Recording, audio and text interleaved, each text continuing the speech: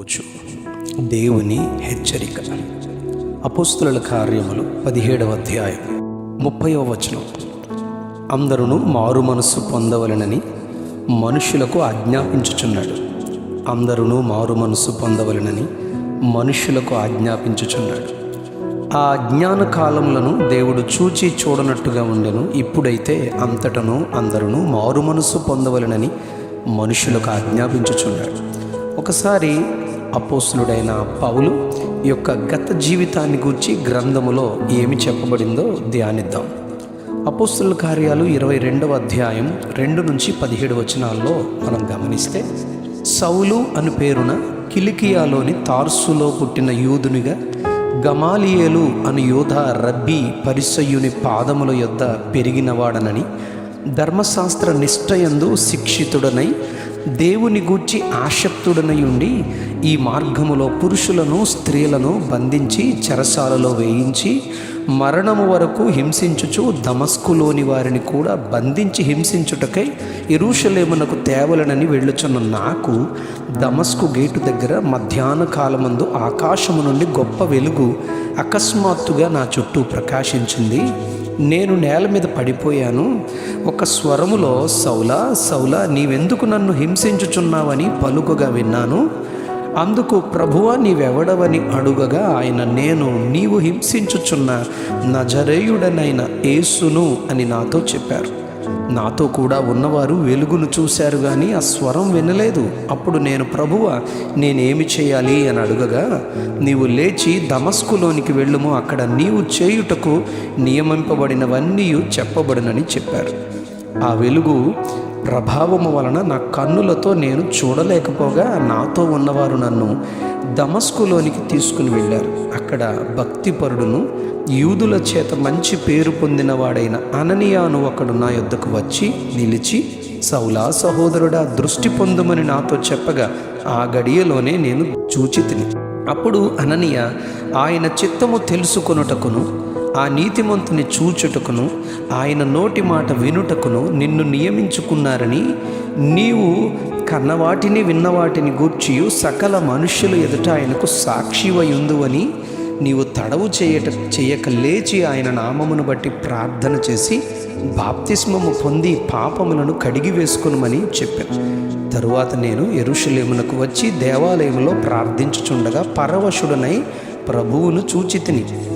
ఆయన, ఈ యెరూషలేములో నుండి నీవు వెళ్ళిపోము, నేను దూరముగా నిన్ను అన్యజనుల యొద్దకు నిన్ను పంపుదునని నాతో చెప్పారు అని పౌలు వారితో తన దర్శన అనుభవమును పంచుకుంటారు.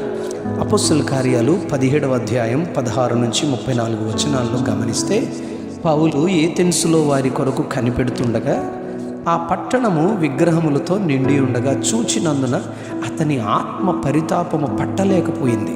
గనుక వారికి యేసును గూర్చి పునరుద్ధానాన్ని గూర్చి ప్రకటిస్తారు. అక్కడనున్న దేవతా ప్రతిమలను తాను చూస్తుండగా ఒక బలిపీఠం దానిపై తెలియబడని దేవునికి చెందినది అని రాయబడడం చూసి, ఆ తెలియబడని దేవుడు జగత్తును అందలి సమస్తమును నిర్మించిన దేవుడు తానే ఆకాశమునకు భూమికిని ప్రభువై ఉన్నందున హస్తకృతములైన ఆలయములలో నివసింపడు. ఆయనే అందరికీ జీవాన్ని ఊపిరిని సమస్తాన్ని దయచేయువాడు.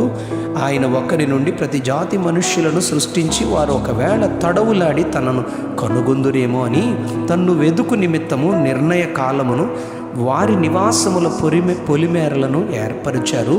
మనలో ఎవనికి దూరముగా ఆయన ఉండువాడు కాడు.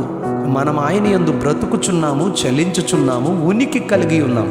మనం ఆయన సంతానమని మన కవీశ్వరులలో కొందరు చెప్పుచున్నారు. గనుక మనుష్యుల చమత్కార కల్పనల వలన మలచబడిన బంగారు, వెండి, రాతినైనను దేవత్వమును పోలి ఉన్నదని తలంచకూడదు. ఆ అజ్ఞాన కాలములలో దేవుడు చూసి చూడనట్లుగా ఉన్నాడు. కానీ ఇప్పుడైతే అంతటా అందరూ మారు మనస్సు పొందాలని ఆయన మనుషులకు ఆజ్ఞాపిస్తున్నారు.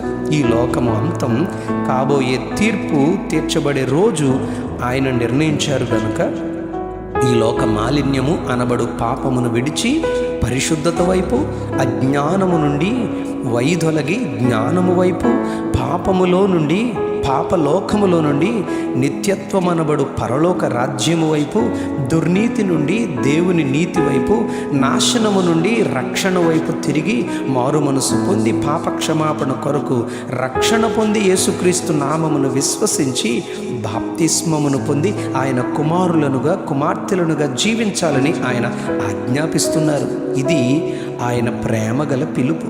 నశించిన దానిని వెతికి రక్షించుటకు లోకమునకు ప్రభువు అయిన యేసుక్రీస్తు వారు వచ్చి పాపముల నిమిత్తము శ్రమనుంది సిలువలో మరణించి పునరుద్ధానుడై తిరిగి 3వ దినమున లేచి మనము ఆ విధముగా ఆయనను నమ్మగలిగితే అప్పుడే పరలోక రాజ్యమునకు హక్కుదారులు అవుతామని వాక్యం మనకు బోధిస్తుంది. అట్టి ధన్యతను ప్రభు మనకు దయచేయునుగాక. Amen, amen, amen. అందరూ మారు మనసు పొందవలనని మనుష్యులకు ఆజ్ఞాపించుచున్నాడు. అందరూ మారు మనసు పొందవలనని ఆజ్ఞాపించుచున్నాడు. ఆమెన్.